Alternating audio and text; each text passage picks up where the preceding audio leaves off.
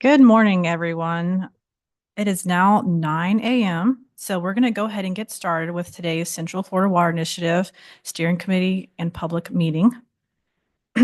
You're here to discuss the Central Florida Water Initiative conclusions and recommendations for the 5-year update to the 2020 CFWI Regional Water Supply Plan, also referred to as the 2025 CFWI Regional Water Supply Plan. My name is Pamela Flores with DEP's Office of Water Policy and Ecosystems Restoration, and I will be facilitating today's meeting. We're excited to have all of you in attendance virtually this morning. The draft 2025 CFWI Regional Water Supply Plan was made available for public review last month, March 2025. The final 2025 CFWI Regional Water Supply Plan is scheduled to be approved by the governing boards of the districts by the end of this year. Before turning it over to the amazing staff that will be presenting the information on the agenda, I would like to go over a few housekeeping items. First, please note this meeting is being broadcast over Zoom and is being recorded. I want to thank South Florida Water Management District for hosting the meeting on Zoom today. All attendees should be in listen-only mode during the meeting. Committee members, please indicate that you have a question during the course of the meeting and we will recognize you to speak. You have the ability to unmute yourself. For those attending from the public, please hold your questions and comments for the public comment period after the staff presentation. At this time, I'm going to take a moment to make sure we have a record of our steering committee members in attendance.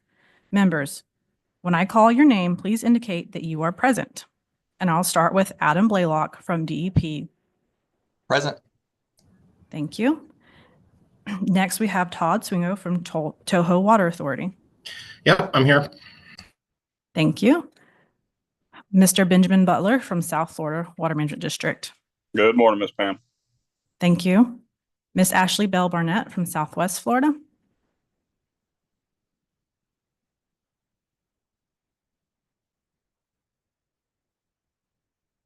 Okay, moving on. Mr. Peterson from St. John's. Thank you. And finally, Mr. West Gregory from the Florida Department of Agriculture and Consumer Services. Here. Thank you so much for your attendance today. Next, we're going to go over the agenda for today's meeting. You can find a copy of today's agenda at the CFWI meetings website. Today, we will hear from district staff as they provide an overview of the draft 2025 CFWI Regional Water Supply Plan, conclusions and recommendations. There are no action items on today's agenda, but we have time to allow for questions and answers from the steering committee during the staff presentation. If you have a question during the presentation, please indicate that by raising your virtual hand, which may be found under reactions in your tool. Again, the public comment period will be held after the staff presentation so we can hear feedback from the public. We ask that all comments from the public be held until then. I will go over instructions on how to provide comment later in the meeting at the beginning of the public comment period. Following the public comment period, we will have comments from the steering committee members. Then we will discuss the schedule for the next steering committee meeting, and after that, we will adjourn. Now, I'd like to welcome our staff presenter, Callie Register, the Regional Water Supply Planning Coordinator from the St. Johns River Water Management District Bureau of Water Supply Planning. Today, she'll be presenting the draft 2025 CFWI Regional Water Supply Plan conclusions and recommendations. Thank you, Callie.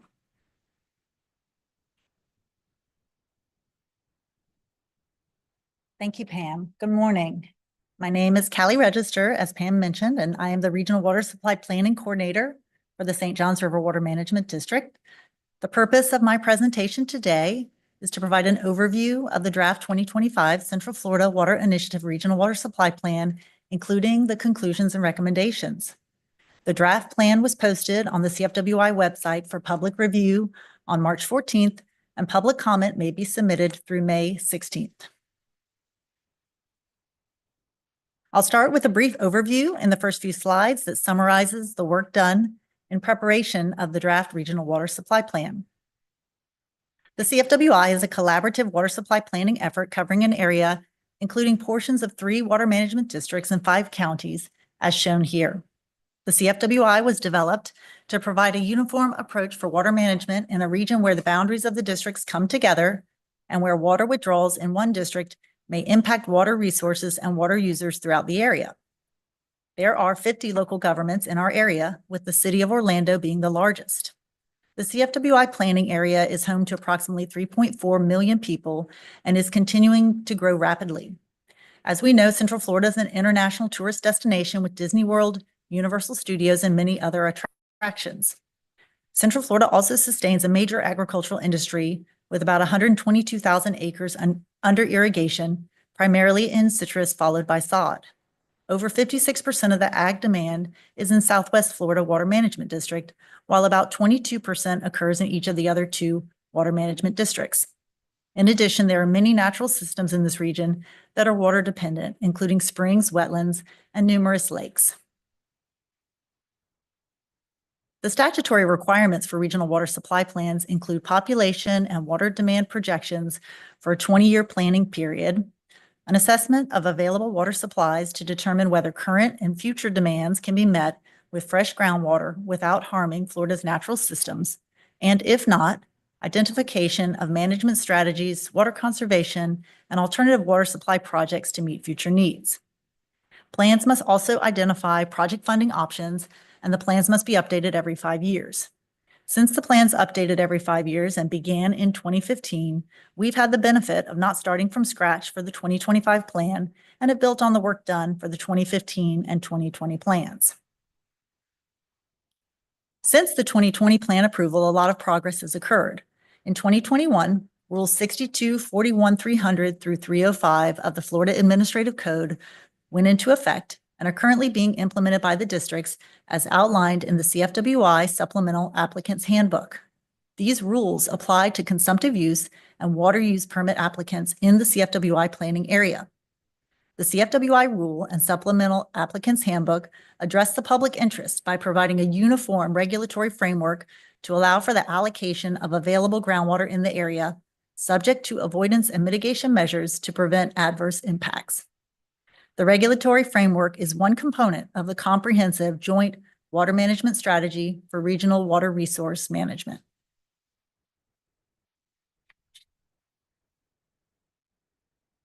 This table shows the projected increase in water demand for the CFWI planning area.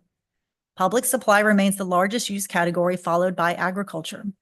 Overall, water demands are projected to increase by 41%, or 263 million gallons per day, to 903 million gallons per day. The planning area's population is expected to have a 40% increase to 4.7 million people by 2045. Irrigated agricultural acreage and water demands are projected to decrease slightly. This can be attributed to changes in irrigation trends and residential development.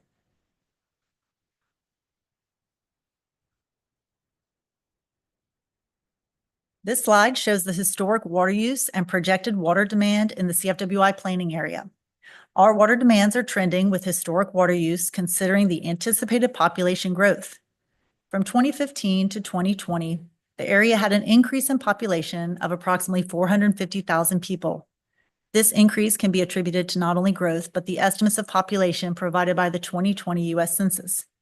This area's efficient use of reclaimed water and implementation of conservation has contributed to the trends we are seeing and is expected to continue to offset the groundwater demands of the CFWI planning area. We used a calibrated, peer-reviewed groundwater flow model, the East Central Florida Transient Expanded, referred to as the ECFTX, version 2.0, to simulate the effects of current and future groundwater withdrawals on water resources and natural systems. This model was updated from the version used in the 2020 CFWI Regional Water Supply Plan in order to improve the model performance in the Wekiva River Springs groundwater basin area and Seminole County. The map here shows the boundary of the CFWI planning area in red and the larger blue boundary of the ECFTX model.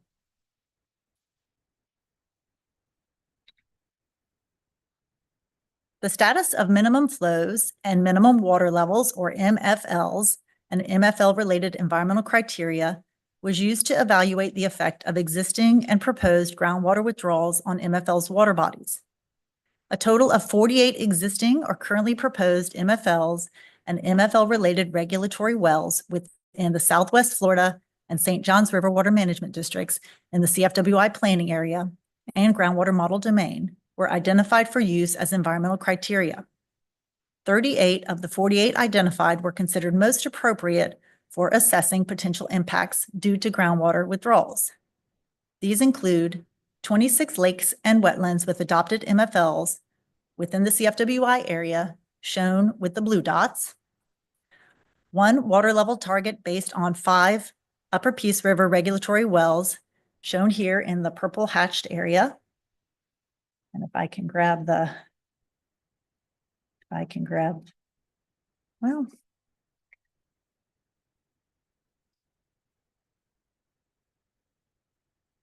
trying to grab the highlighter. Can you see my marker here? Yeah, I see it.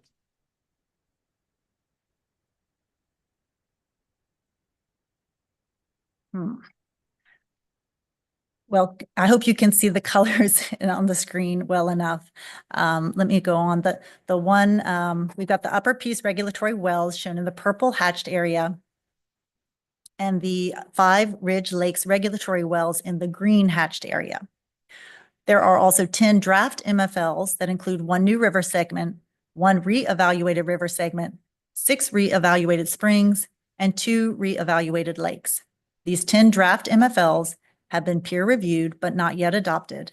They represent best available information regarding protective criteria for these 10 systems. They are shown as the blue circles with orange dots, predominantly in the northern part of the CFWI planning area boundary.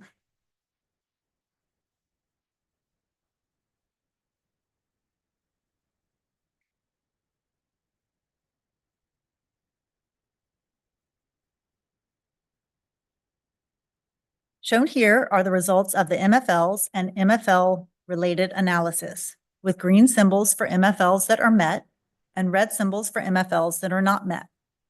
The map on the left shows the reference condition, and the one on the right shows the 2045 withdrawals condition.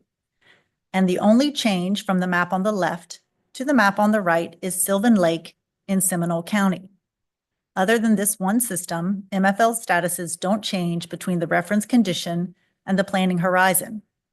It is important to remember that the projected MFL status shown here does not reflect planned projects, additional conservation, and full implementation of the CFWI rule. The goal of the districts is to ensure the MFLs will be met by implementation of projects to offset impacts to MFLs through prevention and recovery strategies and the CFWI Regional Water Supply Plan. The districts, in coordination with DEP, have already implemented the rule portion for CFWI, which helps prevent adverse impacts. Our analyses also focused on groundwater-dominated wetlands that are affected by groundwater pumping. Of the over 1 million acres of wetlands within the CFWI, approximately 442,290 acres of groundwater-dominated wetlands were assessed using modeling results.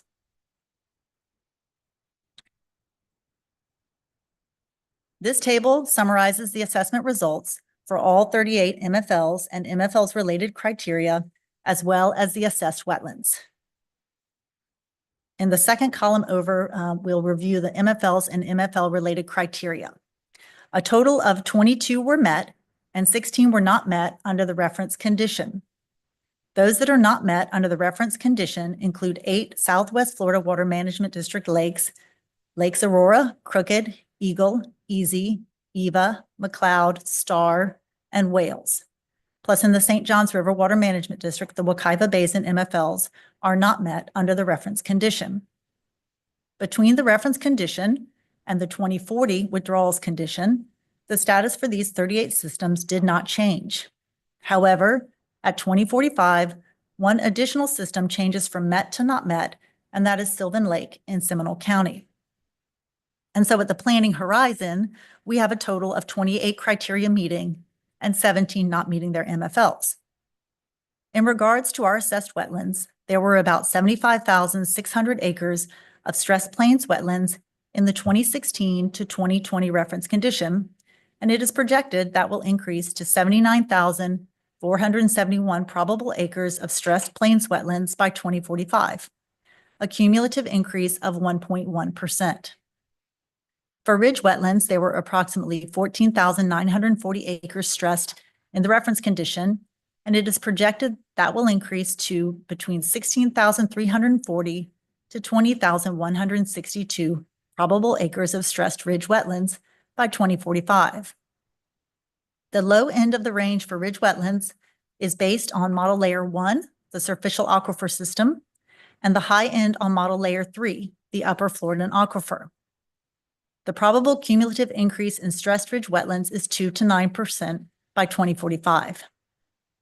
Note that plains and ridge wetlands are analyzed separately in our methodology because they generally behave very differently hydrologically speaking. Ridge wetlands are affected by both the superficial aquifer system and Floridan aquifer system, whereas plains wetlands are not. This is why we have a range for the ridge wetlands.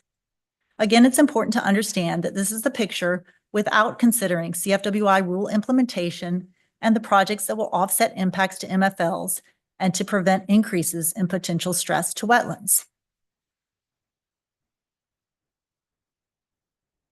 The updated modeling results and analyses continue to indicate that as groundwater withdrawals increase, there is a corresponding predicted increase in hydrologic stress on environmental systems. Groundwater withdrawals impacts can generally be characterized by the spatial extent and magnitude of the impacts based on areas of environmental sensitivity. Primary areas or features that appear to be more susceptible to the effects of groundwater withdrawals and thus may limit additional groundwater development are shown here and include Wakaiwa Springs, Wakaiwa River System, West Seminole and West Orange counties, South Lake County, the Lake Wales Ridge, the Upper Peace River Basin, East Osceola County, and Central Polk County.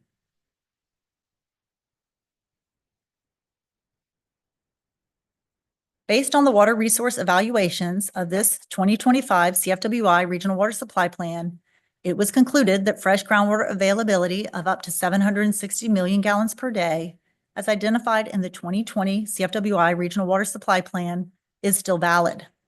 The draft Regional Water Supply Plan identifies 856 MGD of projected groundwater demand in 2045. Therefore, the resulting groundwater shortfall is approximately 96 million gallons per day. To meet these demands, the 2025 Regional Water Supply Plan identifies alternative water supply project options in the amount of 497 MGD and conservation potential in the amount of approximately 45 MGD. The updated groundwater demand shown here has not changed much since the 2020 plan. In the 2020 CFWI Regional Water Supply Plan, year 2040 groundwater demand was 855 million gallons per day with a 95 million gallon per day shortfall. The project options for water supply and water resource development include alternative or non-traditional water sources such as brackish groundwater, surface water, storm water, reclaimed water, aquifer storage and recovery wells, and reservoirs. It should also be noted that the minimum flows and minimum water levels for the Wakaiwa Basin and other MFL's water bodies are currently under reevaluation and may alter the groundwater availability in the future. The St. Johns River Water Management District is currently developing a prevention and recovery strategy for these MFLs, which will include implementation of specific projects and management strategies. And in the meantime, we're continuing to monitor these systems and wetlands. Water conservation will continue to help meet the CFWI planning area's future water demands. Projected water demands and potential conservation savings by use type are shown. We have projected around 45 to 52 million gallons per day of conservation potential within the CFWI. As shown here, the public supply category could achieve the most in conservation savings. Within the CFWI planning area, water source options include traditional and alternative sources. Alternative sources are needed to decrease the pressure on traditional sources which have their limits as discussed earlier. Fresh groundwater sources, that is the superficial and intermediate aquifer systems and the upper Floridan aquifer, are considered traditional groundwater sources, whereas non-traditional or alternative sources include brackish non-traditional groundwater, surface water, seawater, reclaimed water, storm water, and water stored in ASR wells and reservoirs.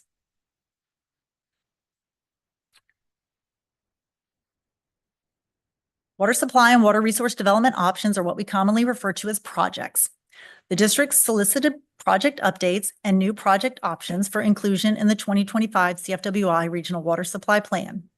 This slide shows a breakdown of the 497 million gallons per day in project options to meet future demands. Surface water sources make up the majority of project options, followed by brackish non-traditional sources. In order to meet the surface water quantities identified here, water resource development projects would need to be implemented. The project options above include 126 water supply projects, 38 from the 2015 CFWI Regional Water Supply Plan, 39 from the 2020 plan, and 49 new projects identified by the districts or submitted by stakeholders for this plan. There are an additional 24 water conservation project options not captured in this table.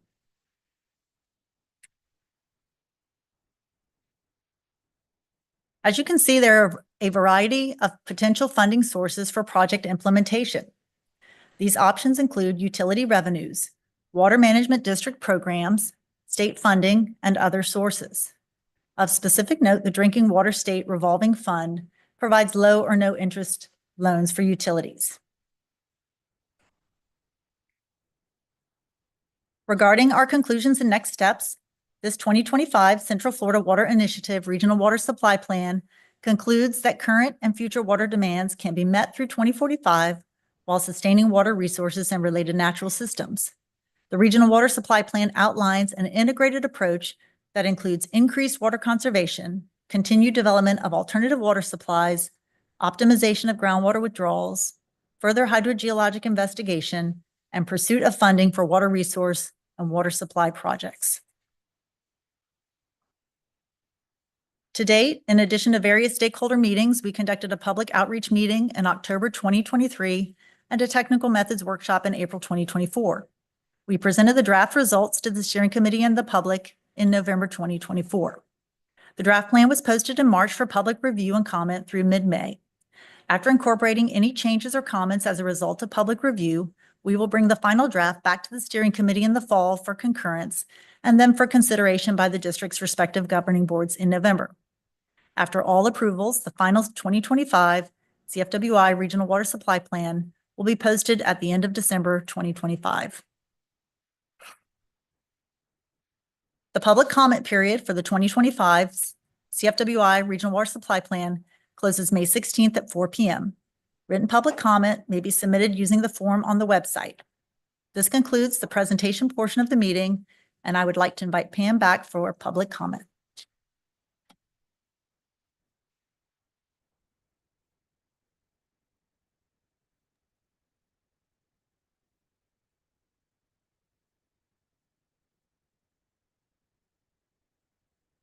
Thank you, Callie.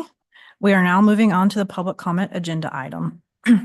We will be accepting verbal comments at this time from members of the public. As Callie mentioned, the written public comments will be accepted through May 16th and can be submitted through the comment form found on the CFWI website. To ensure everyone giving verbal comments today has a chance to comment, comments will be limited to 3 minutes. A timer will appear on the screen to try and hold us to that. If you wish to speak, please raise your virtual hand and you will be entered into a queue to provide comments. Once it's your turn, you will be called upon and unmuted. Do we have any public comments at this time? I see 3 hands up. The first is from Michael Clyburn, followed by Mike Alfieri. Did I hear Michael Clyburn as the first public speaker? Okay. Yes. Mr. Can you hear Clyburn? me now? Yes, thank you. Please proceed. Thank you. I'm speaking today on behalf of the Friends of the Wekiva River, and I have a short statement. The Regional Water Supply Plan notes that the Wekiva River, Wekiva and Rock Springs, and 4 other tributary springs is being impacted by groundwater pumping under the reference conditions, and that the St. Johns River Water Management District MFL reevaluation concluded that those water bodies would not meet their MFLs because of groundwater pumping after 2018. Now, unfortunately, under state law, recovery plans can take up to 20 years to achieve the MFLs. We find it unconscionable to think that the Wekiva Springs and Rock Springs, which are both outstanding Florida springs, and the Wekiva River, an outstanding Florida waterway and an aquatic preserve, and one of only two wild and scenic rivers in the state, would not meet their MFLs for up to 20 years. We all know about Florida springs that have ceased to exist. For example, in 1930, Kissington Springs in Polk County produced 30 million gallons a day, which is 2/3 of the flow of the Wekiva Springs now. That spring dried up in 20 years because of groundwater pumping. So as hard as it is to imagine losing Wekiva Springs or Rock Springs, it is possible. Likely we will lose some of the smaller springs like Palm Springs in the near future if immediate steps aren't taken to reduce groundwater pumping. We understand that the Regional Water Supply Plan demonstrates that MFLs can be met in 2020 by 2045, but we believe we have a short-term emergency situation for the springs and the river, given that the damage that could occur to the river ecosystem and the wetlands they support, even with 10 years of reduced flows. So to those of you who have control or influence over decisions about groundwater pumping, we urge a greater sense of urgency to implement water conservation efforts, offsets, and other measures to reduce groundwater pumping in the short term. Friends of the Wekiva River believes that this situation warrants drastic action, so we are urging the St. Johns River Water Management District to impose a moratorium on all new groundwater pumping within the Wekiva River Basin until the MFLs are met, and to adopt a recovery plan to meet the MFLs within 7 years. We know this is a stretch, but we know that more can be done to reduce groundwater pumping. For example, more water conservation in the short term is possible. The water management districts estimate that half of the water supplied for drinking water within Central Florida is used for lawn or landscape irrigation. We find that is untenable given that the Wekiva River and Wekiva and Rock Springs are already not meeting their MFLs. So we ask you to please dedicate more urgency in your efforts to reduce groundwater pumping so that our children and grandchildren will have the springs and rivers to enjoy like we have today. Thank you. Thank you, Mr. Clyburn, for your comments at this time. I do believe we have Mr. Clay Corsi from the St. Johns River who is going to try to address some of your concerns at this time. Thank you, Pam. Just a short little response is, Mr. Clyburn, we look forward to working with you and all the stakeholders in the Central Florida Water Initiative area to protect those valuable, outstanding Florida springs that you mentioned, Rock and Wekiva, and also those smaller springs as well. And we'll be setting up a time, as you're aware, to meet with you to go over the recovery strategy that we're currently working on for those springs. And I think you hit on a very important thing, that water conservation is going to be a very big part of that recovery strategy. So look forward to future conversations with you about that, Mr. Clyburn. Okay, I do believe we had a few additional public comments. Yes, the next hand up was from Michael Alfieri, followed by Angel Martin.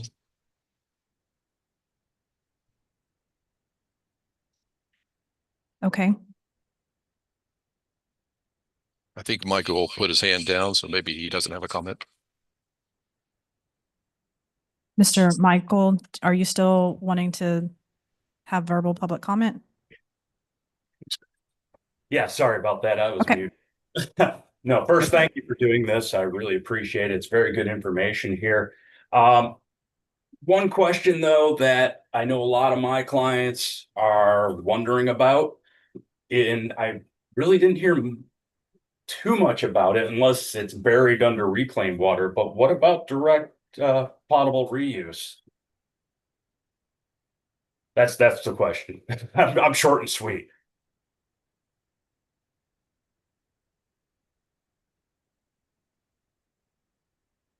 Yeah, sorry, trouble with unmuting. Yes, I think we do have Mr. Clay Corsi who can address that question for you as well. Mike, that's a very good question. I think that's, and we've got, one of our steering committee members that is the executive director of one of the utilities, but that's something that I believe all the public supply utilities are going to be looking at as one of the tools in the toolbox for potential future water supply planning. And he can probably speak to the fact that 30 years ago, that reclaimed water was something that they were wanting to get rid of. And now it's actually an asset to the utilities. So definitely something that I think our water users in Central Florida and throughout all the 3 districts that are represented here today are going to be looking at for potential supply.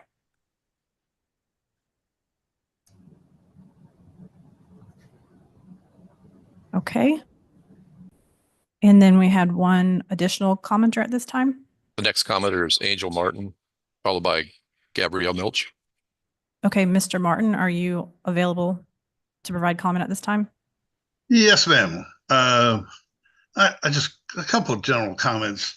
One of the last slides on the possible remedies that we have here, it was optimization of groundwater withdrawals, and I'd like a little more clarification of that.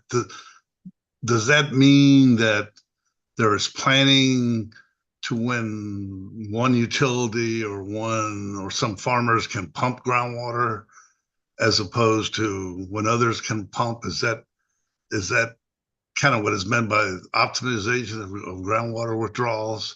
Because there are such things as groundwater management models, and they're used throughout the West in order to actually manage the actual timing and amount of pumping. And my other comment was, when I read the plan, there was some discussion of possibly upgrading the model to a more current U.S. model available, so that possibly brackish water, the movement of brackish water, can be simulated. And if possible, I like to get a little more information about that, because the most current version of the USGS model is ModFlow 6. That's the version 6, and it has a transport element in it that allows one compound, one constituent, to be simulated. And is that kind of what is meant by possibly using that kind of model? One thing I really would advise is to maybe look at what's called a particle tracking methodology, in order to see kind of trace the possible movement of brackish water, especially from the lower Florida to the upper Florida, in areas where there's heavy pumpage and the upper Florida, and then perhaps the lower Florida would need to be used in certain situations.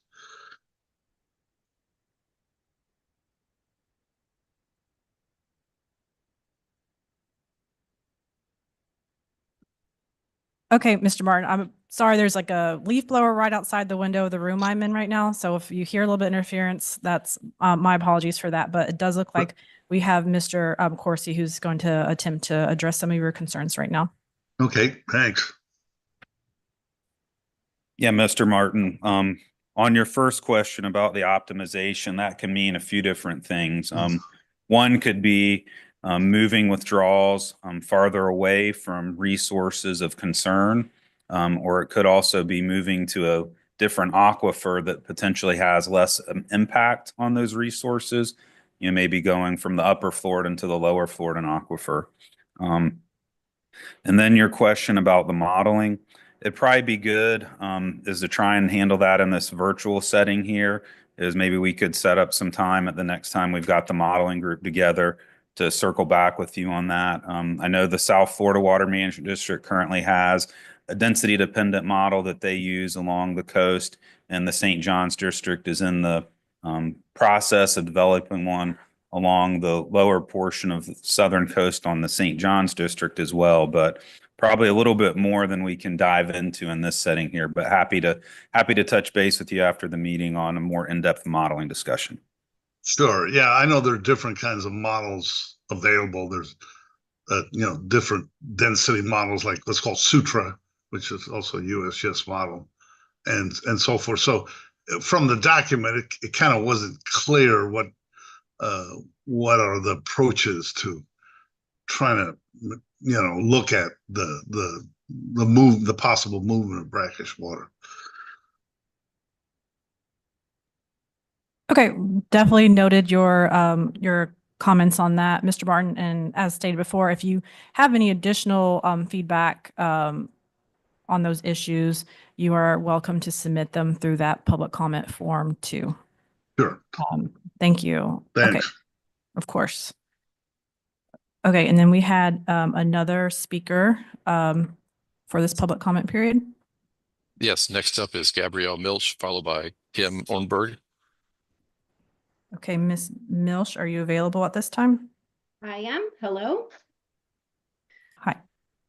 Please proceed.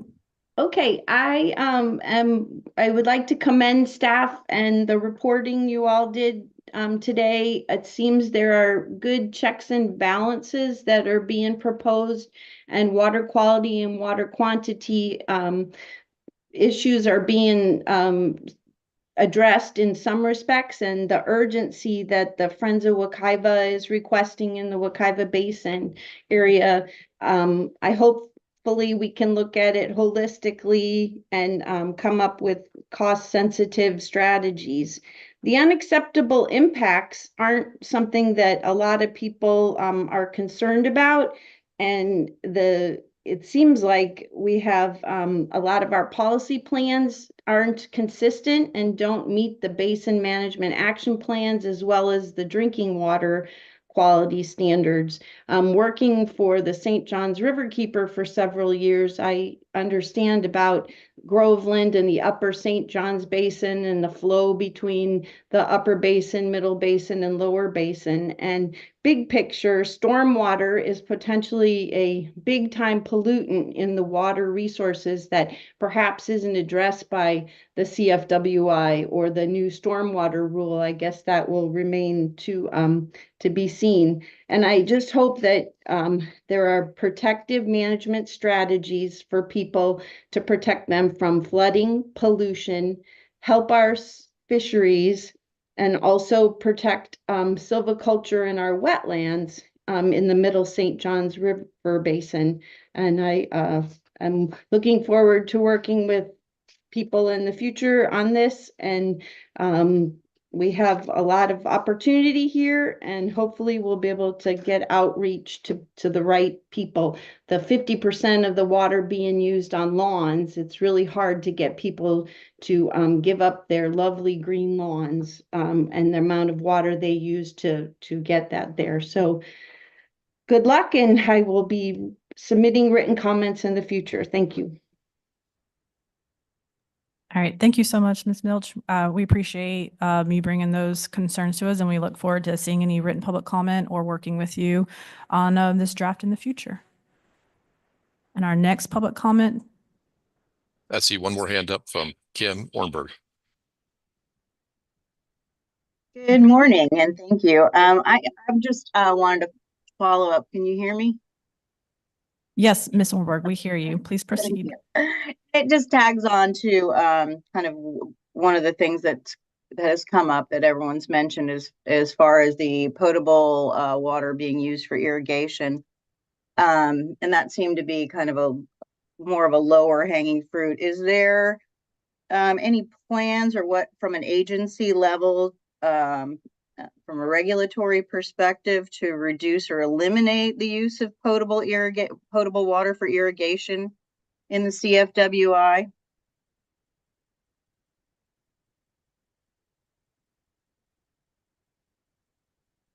That's my question. Yes, Ms. Ornberg, I have Mr. Corsi who's going to try to address that comment for you. Good morning, Kim. I don't know of anything at this time where we're talking about eliminating potable water for landscape irrigation. But as you're probably aware, as part of each one of the district's consumptive use permitting criteria, is we do have a requirement for using the lowest quality source that's economically, environmentally, and technically feasible. So through our regulatory program, that's an analysis that we have to go to show that it's not environmentally, economically, or technically feasible to use a lower quality source than potable. Thank you, Clay, for that. Did you have any other comments or questions, Ms. Ornberg? Nope. No, ma'am. Thank you. Okay, thank you. I see no other hands up at this time. Thank you, Chris. Oops, let me see if I can advance this. Okay. Excellent comments and questions from the public. We are now ready to move on to the committee member comments section of the agenda. Committee members may raise their hand and unmute themselves once recognized. Are there any comments from the committee members at this time?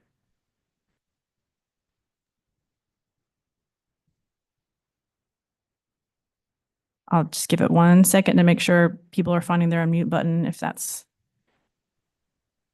We have 2 hands up. The first from Todd Swingle and then Wes Gregory. Okay, Mr. Swingle, we'll go ahead and hear from you first. If you can go ahead and unmute yourself. Yes, thank you very much. And I want to thank all of the team members for this plan update and the thorough presentation on this. I do want to go back to the public comment that was mentioned on potable reuse, and one of the plan as it lives today has many different options for utilities, and rightfully, as was mentioned, potable reuse is something that is beginning to enter that portfolio. So that is, I fully expect that utilities will be considering that as an option. Just as a note, that there has been over many decades public sentiment concerns, even when we look back to the original advent of reuse. There is a significant public education component, but the utility community, along with the regulatory community, are working very closely together on that topic. And I will note that just this year or so, in the last several months, the potable reuse rules were approved that does open up the door for potable reuse, whether that is direct or indirect potable reuse. So that is an additional tool in the toolbox, as was mentioned. More specifically to this plan, just a couple items. Again, thank you to the team, and we appreciate that the plan conclusions remain largely consistent.